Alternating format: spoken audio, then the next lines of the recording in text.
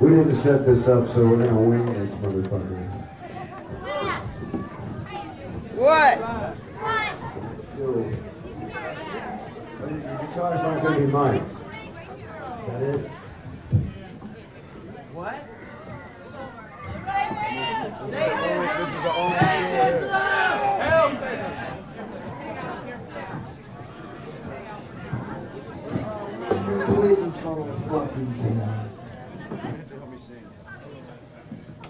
Here, I'll stand up for you. That still won't work. Where's Danny? Let's lynch him. Oh, that's good. That's good.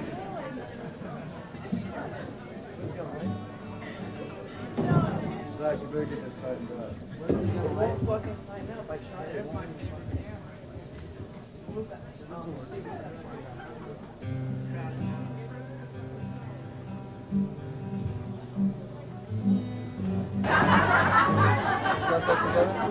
This is how it was originally written. Hey, Slash!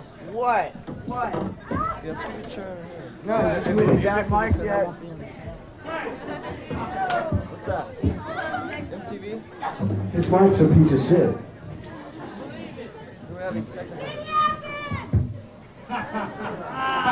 His guitar isn't mic right, then there's no reason you're doing this. So someone should figure this out. It'd be nice to have some help. It's like this. Where's the fucking cylinder?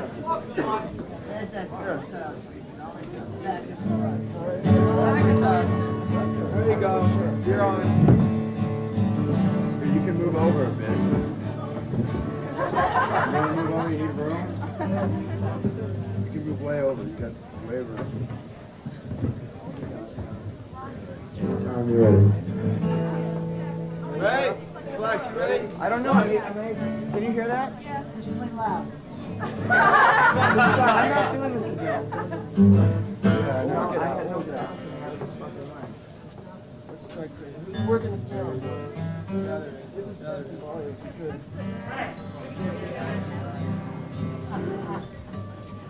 All this frustration.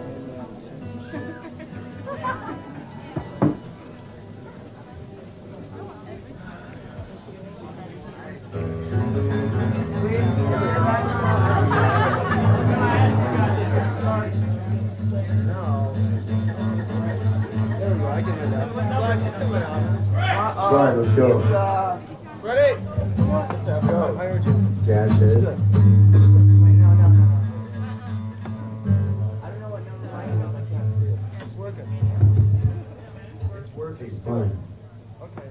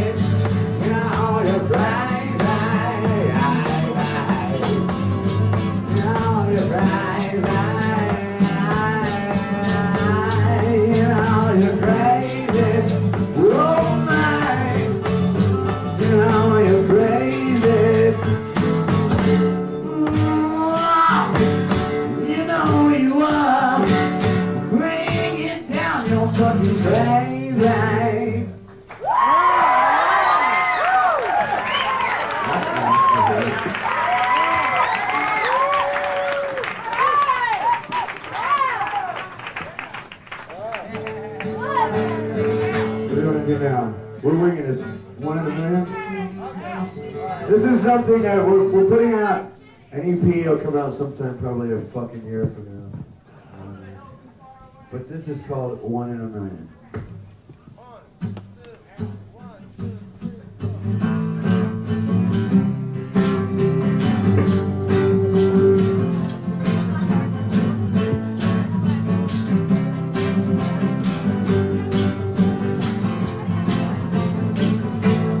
Yes, I need it. Time to get away. I need some peace of mind. Some peace of mind, I'll say. So I found it down to 6 in LA. Maybe a Greyhound could be my way. Police and niggas, that's right. Get out of my way. Don't need to buy none of your old things today.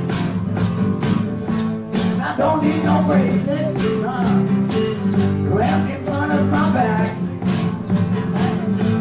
I just need my ticket, till then, won't you just this is black? No 1 in a million. Well, that's what you are. That's what you are. You're 1 in a million, baby. 1 in a million. You're a shooting star. Maybe someday we'll see you before you make us cry. You know we tried to reach you, but you were much too high. Much too high. Much too high. Much too high. Immigrants and faggots, they make no sense to me. They come to our country, think they'll do as they please. Like startups in Iran, who spread some fucking disease. They talk so many goddamn ways. It's all green to me. Maybe someday I'm lazy. Others say that's just me.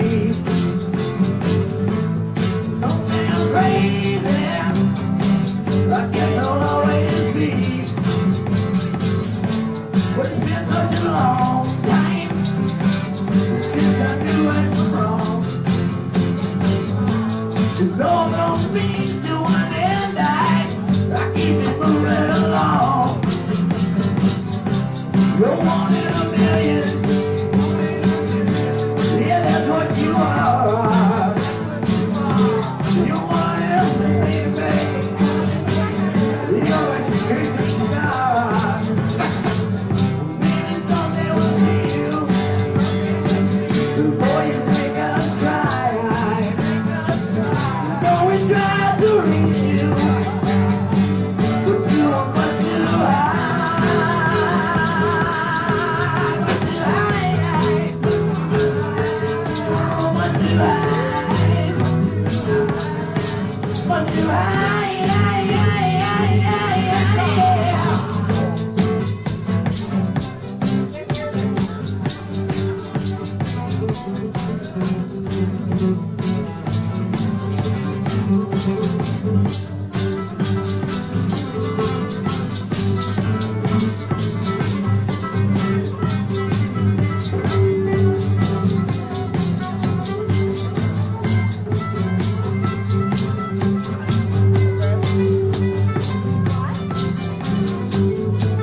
Radicals and racists, don't point your finger at me. I'm a small town white boy just trying to make it me. I don't need your religion. I don't watch that much TV.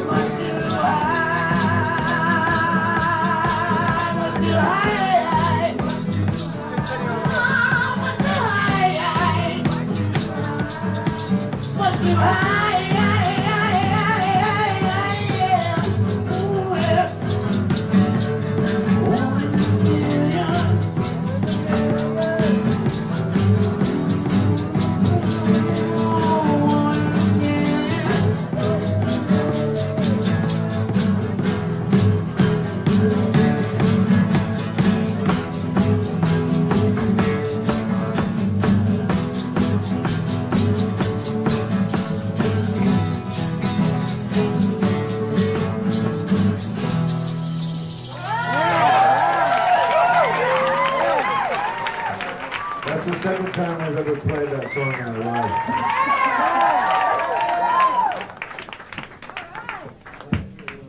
I'm gonna play a real quick one here.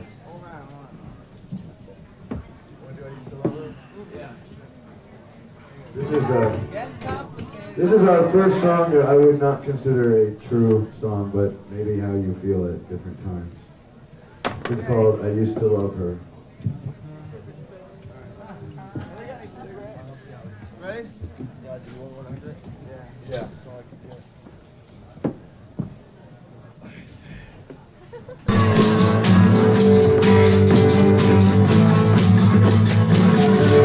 I used to love her, yeah, but I had to kill her.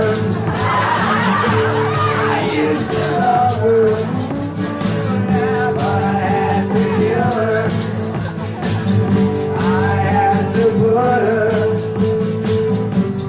6 feet under, and I can still hear her complain. I used to love her, ooh, yeah, but I had to kill her. Whoa, yeah, I used to love her, ooh, yeah, but I had to kill her. I knew I missed her, so I had to keep her buried right in my backyard.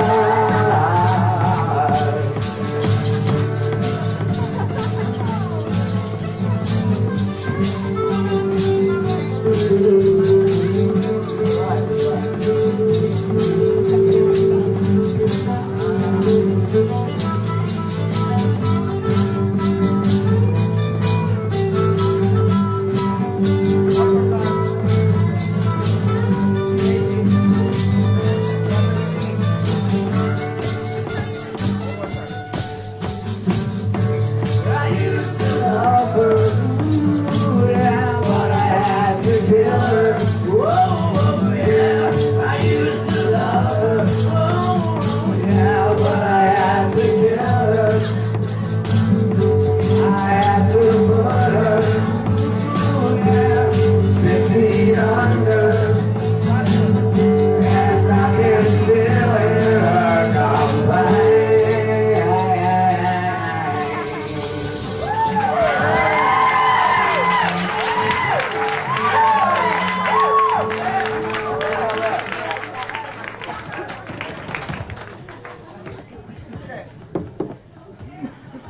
Let's see, what do we got left? Okay, wanna try patience? You guys wanna try patience? I sang this song once, we played it together twice. We'll try this. This is called Patience.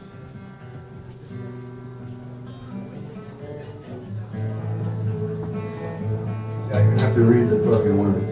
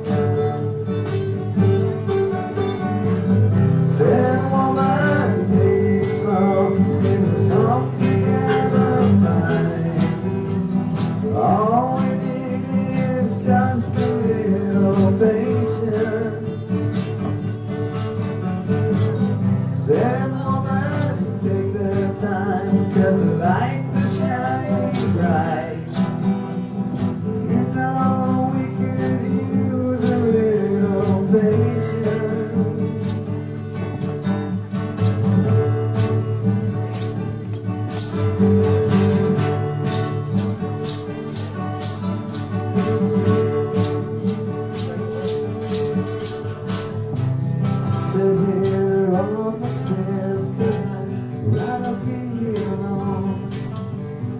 I can't have you right now, always here. Sometimes I get so tense, but I can't see it all the time.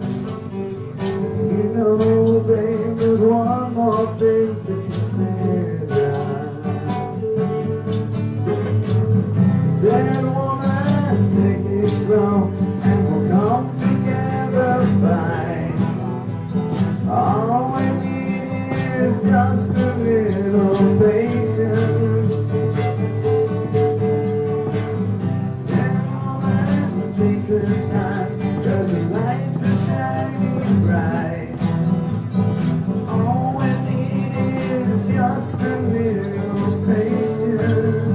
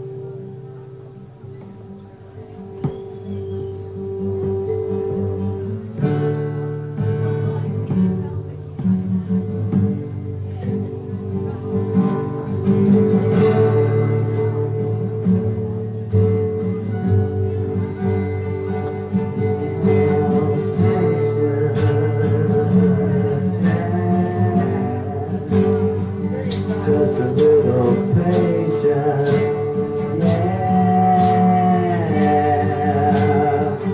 Just a little patience, yeah. Just a little patience, yeah.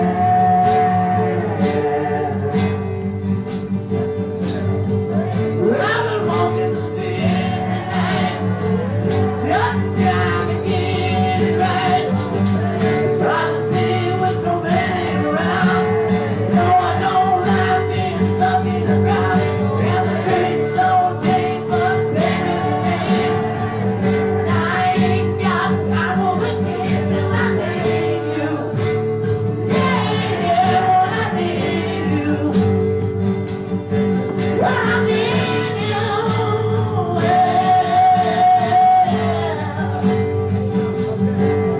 I need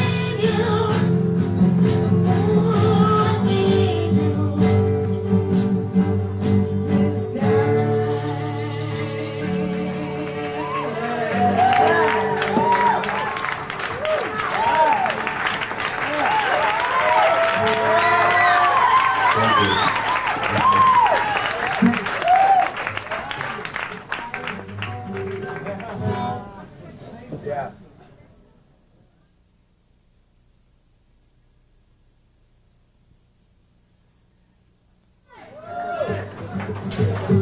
You guys know the words to this one.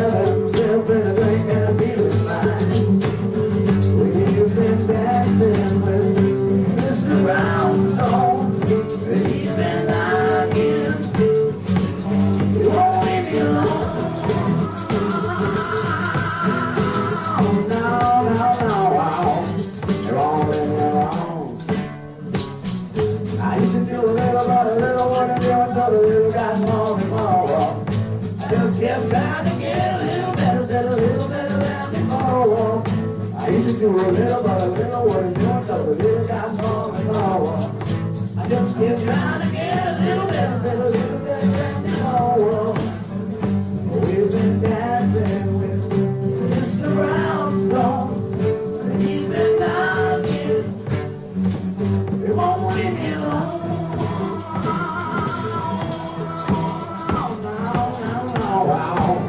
It won't leave me alone.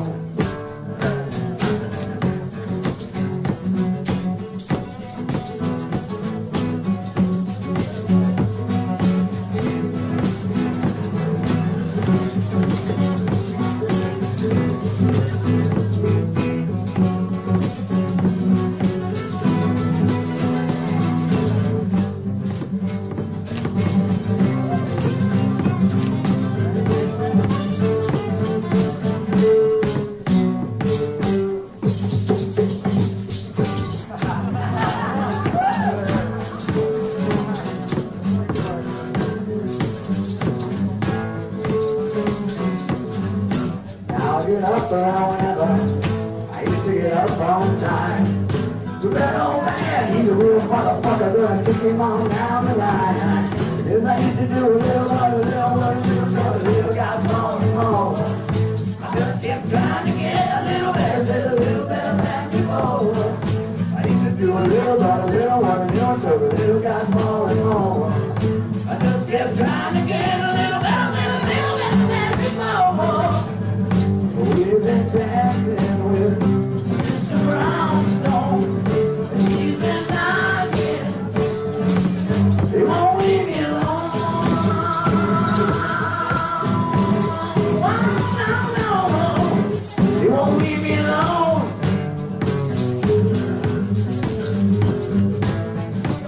Won't leave me alone. Stuck it in the middle. Don't be out of my mind. I should've known better then. I wish I never met it. I leave it all behind.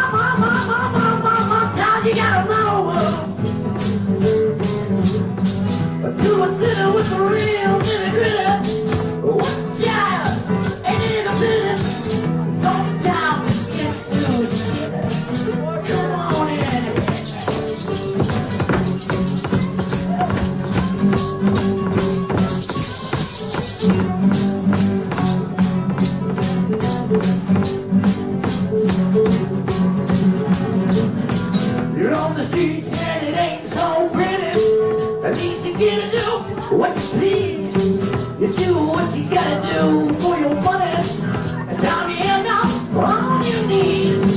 You're always fighting with the locals and the junkies. The city life is one big pain. But you had to move to the city, to the city where it all began. You had to move, you had to move.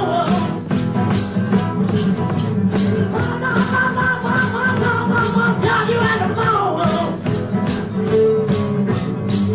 to a city with the real nitty gritty. One child, a little bit. Sometimes it gets to the city. Come on and hit that.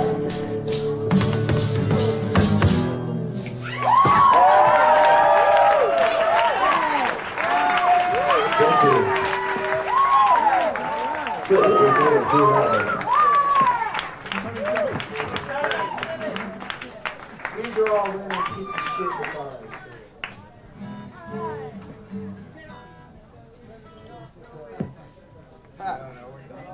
That sounds real good.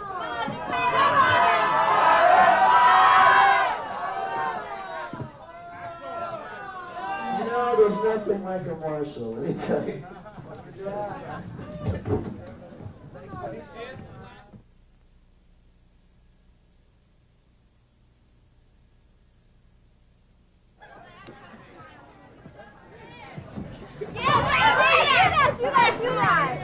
Hey, you promised me.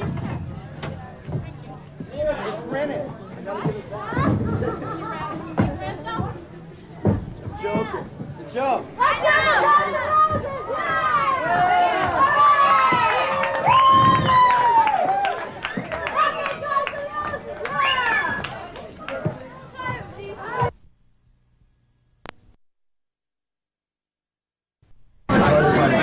You love the band too. Not as cool as my band. I like sunglasses. This is fucking gnarly. Just hold on. Thank you. Patrick, they're getting their sunglasses. They would like to wait till they get their sunglasses.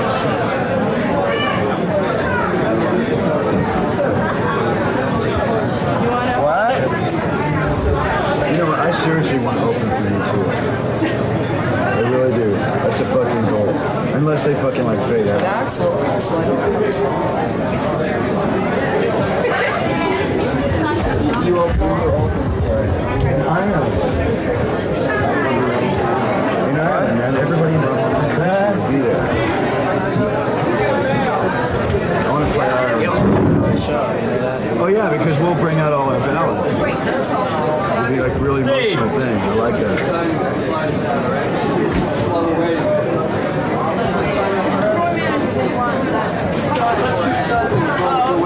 We're gonna shoot you guys signing this, so sign it. We like B-roll. That's my favorite photo we've ever done.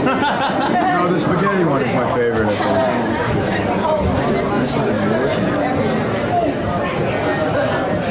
What'd you just do? I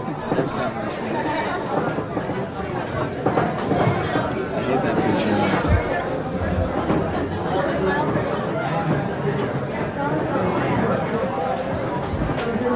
It's my favorite photo I've shot.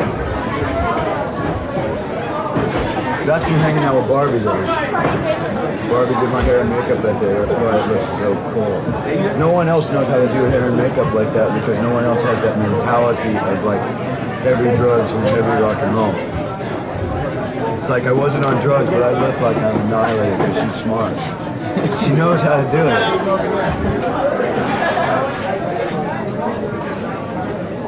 Don't I? Look. Don't I look like I'm wasted? I know, it's like I sat there and like calmed myself down and stared at the ground and got my... Like what?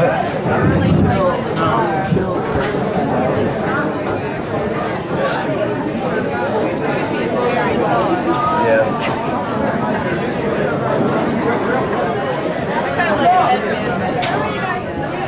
I like a little bit of...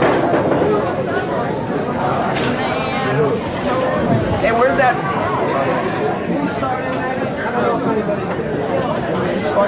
I'm ready anytime, man. I like this bitch. Alright, so let's do this, man. I'm getting a headache. Hey, student. Hey, Fledman, let me see that black pen. What is this for? Who? Oh, those guys? Yeah. Hey, Fledman. What? Duh. Let me see that black pen.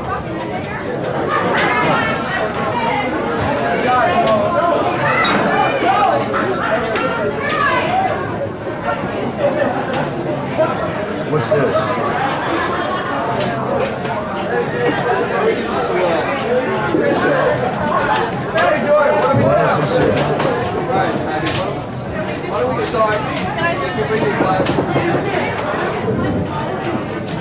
Are they mics? Do they need to be? Is that the mic? Right, actually, Yo, Mom. What is this?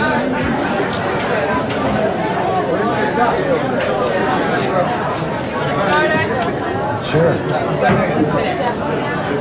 Most people probably think it's kind of strange or odd that a band considered heavy metal would be going around the stores doing acoustic sets. Do you think the music still has the impact without the loud volume? Oh yeah, well we don't consider ourselves a heavy metal band, we consider ourselves a rock and roll band. And so it's like rock and roll covers everything. So we try to play as many things as we can learn how to play. How did you choose what songs you wrote? Well, some of the songs were written acoustically, and we'll be putting out an acoustic EP sometime late next year. And other songs, like a lot of the stuff was written originally acoustically, and then we take it into the studio and end up doing it electrically. Wait, these are mine. I don't ever really rehearse with the band. Where'd you find them though? They're nice. Great, you just blew everything.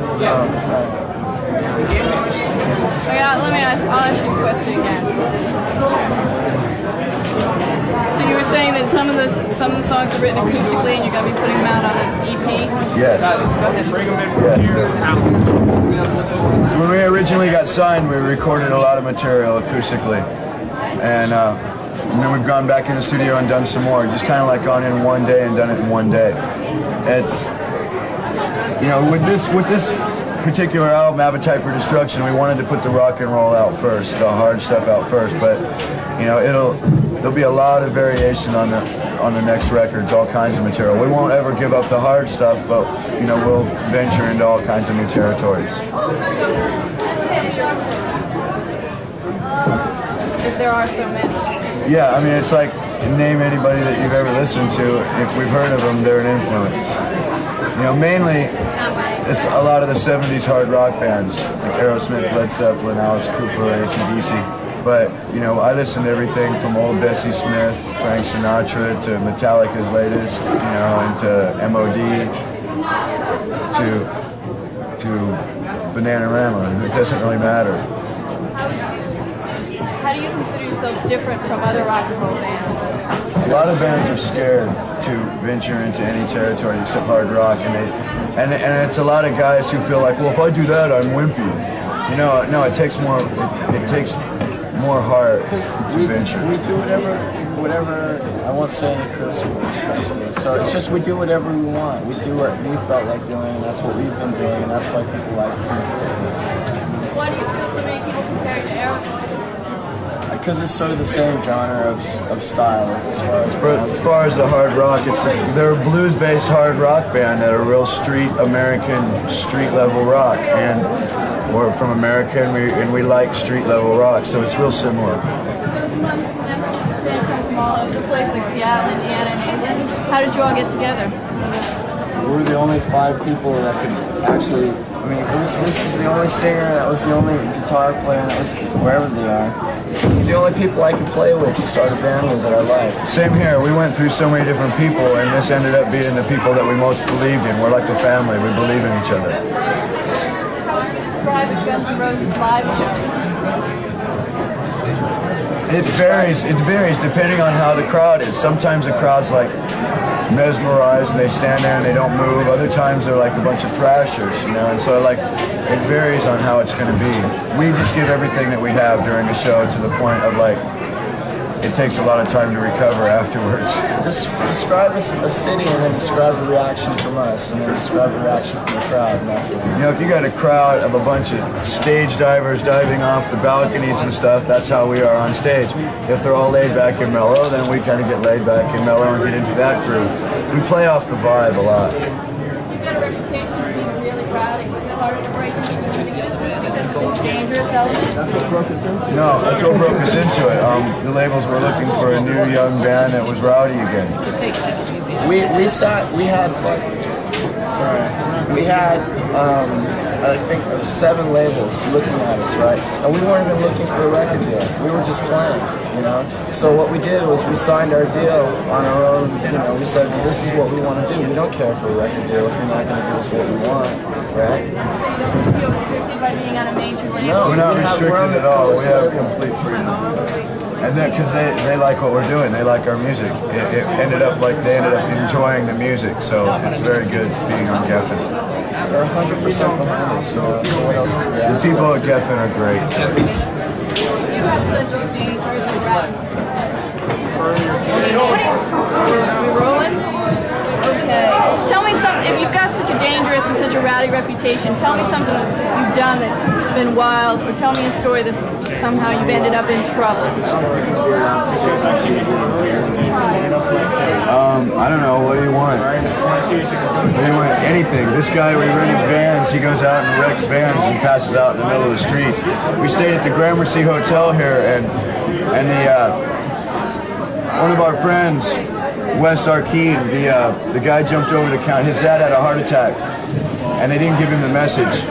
And then when he yelled at the guy jumped over the counter and hit him. And then 3 guys jumped him that worked the hotel here in New York. So then he came up and got me.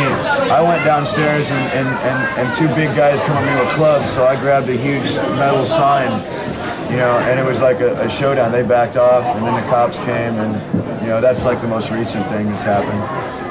Tell me why there are 2 versions of the Appetite for Destruction out cover. Why do you think there's 2 versions? Well, I have to get it on tape. Well, because there's a lot of record stores and stores that sell your record that did not like the cover and had a different opinion of what it meant. And so we knew that was going to happen, but we wanted to get the cover out. So then we made another cover. And it's basically there's 2 covers because we didn't want to, you know, we weren't stupid. We didn't want to like limit our sales. And plus we like both covers, and it's fun having 2 versions out. Plus, it's a catch-22 because we put out the first record, right? We put out the first cover, sold so many, you know, with that, and then changed it. And the fucking first, or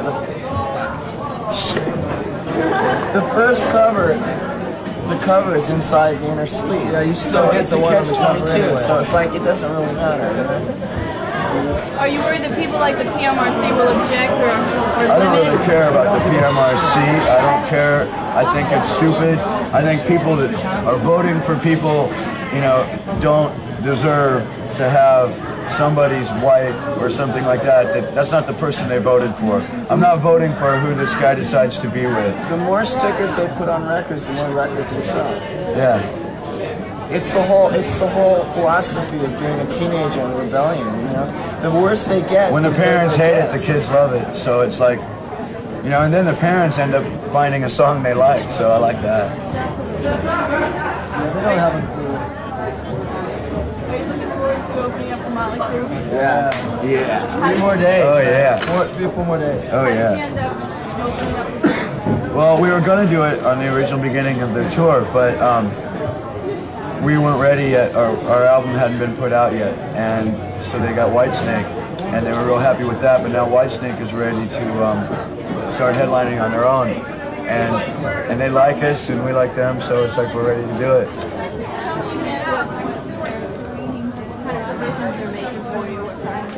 They're rolling out like the red carpet. I mean, they're giving us more lights than they usually give an opening act. They're giving us more monitors and more things. Yeah, they're really helping us because they're into what we're doing. And like someone told me the other day, Circus Magazine told me that Vince Neil said some nice things about us. Besides, I figure that any kid that has a Guns N' Roses album has a Motley Crue album too, so this should be great. It's probably, Yeah. think about it. I think it'll be a good show for the kids. The best tour. You know, for what we do, for what Motley Crue does, what we do. It's pretty like, legit. you know, putting it right together. It's like, who else, you know? There hasn't been a rumble like It's that. pretty legit and unpretentious and not aimed at top 40 radio. You know, it's aimed at just coming from the heart, rock and roll. Do you think Vince being a teetotaler or at least doing these rad commercials will affect any kind of backstage annex during this, you know? I think we have to do those because of other reasons. I wouldn't even want to get involved. Probably Yeah, and I don't think it'll affect us. You know, it's like we won't do anything to stir up any trouble on the tour. You know, in the hotel rooms is another story. Living such a quote-unquote reckless life, do you think there's any danger of burning out too early? Do you plan on being around for a couple of years? I'm not necessarily interested in the longevity as far as long as the music sticks around. As far as I'm concerned, it's just as long as we believe in what we're doing, you know. We care about each other enough to keep each other in line, you know. Like I saved this guy's life a couple times this week. What's your relationship to LA Guns? Yeah, they're friends of ours, and like we used to practice in the drummer's studio. I was an original singer in an old version of that band. The guitar player in LA Guns, Izzy lived with him. He grew up. Him and Slash were like friends in high school and rival bands and stuff like that. And the name Guns N' Roses came about from Tracy Guns and Axl Rose, and I said, well, let's just call it Guns N' Roses. And then he went back to LA Guns, and I called it Slash and Steve, and you know, we just kept the name. Do you have any plans for another album? The EP is coming out? Well, the EP is planned, and then we've already talked with Geffen that we will record a double album whenever we're done touring, and hopefully we'll put out a double album. We'll see how it sounds, and if it's a smart move to put out a double record, because it's going to cost more. But we've got all the material ready for it, and we're still writing new stuff. So we have about 40 songs ready to go that we believe in. I do a fashion segment on MTV called Addicted to Style. And do you want to talk about your tattoos or any kind of fashion statement that seems to be consistent throughout members of the band? Well, I'm wear whatever's laying around the hotel when you wake up, you know what I'm saying? Why don't you tell us about your tattoos and why they're A guy named Robert Benedetti does our tattoos on Sunset Strip. He does like Ozzy's, and Kevin Brady used to work there, and he did Motley Crue and stuff. And it's like I think about a tattoo a long time before I get it. Like I got the one on my arm here before we had the album cover designed. You know, Geffen saw this and liked it so much that they wanted to do a cover. And I don't know, fashion is just like, I believe in wearing and doing what you want to do, not what someone tells you to do. You know, and that's what our fashion is. It's like hard. You go into a nice hotel, you're renting out a whole floor, you're playing a big show in a town, you know, like we're on the Cult tour, you know, you're playing for like 10,000 people sometimes. And they won't let you in the restaurant because of the dress code, and there's no one in it.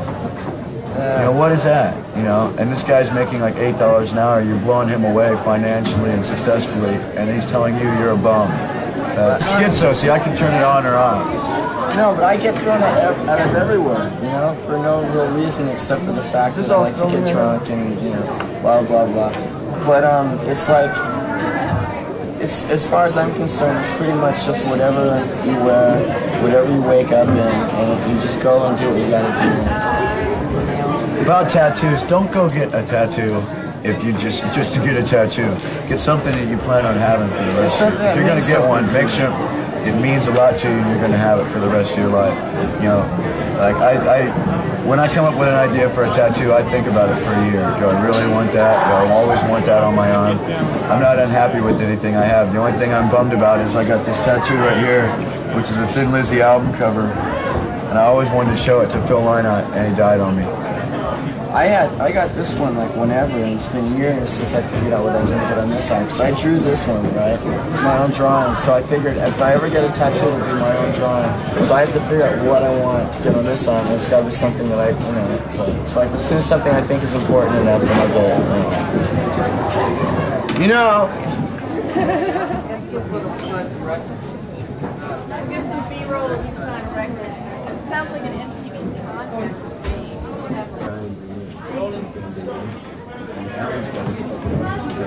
New York. Check it out. New York. Mine? Anyway.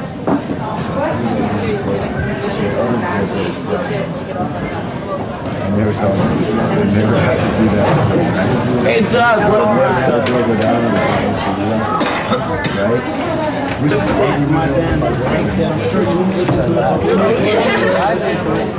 she was like, what are you showing? Black and the light. Sign that what are you guys gonna smoke? You got a red? Cigarette. Dan for you. Look at that. Look, did you see this dog? What are you doing? Yeah, that's what I do. I remember you got on the bus and you had a pink dress. My name is Erica. And I saw you in Poughkeepsie, right? Right. And music for you. I don't know. Talk to I'm gonna talk to Izzy you. usually has a pick or so in his pocket. I'll talk to you. Good job on you.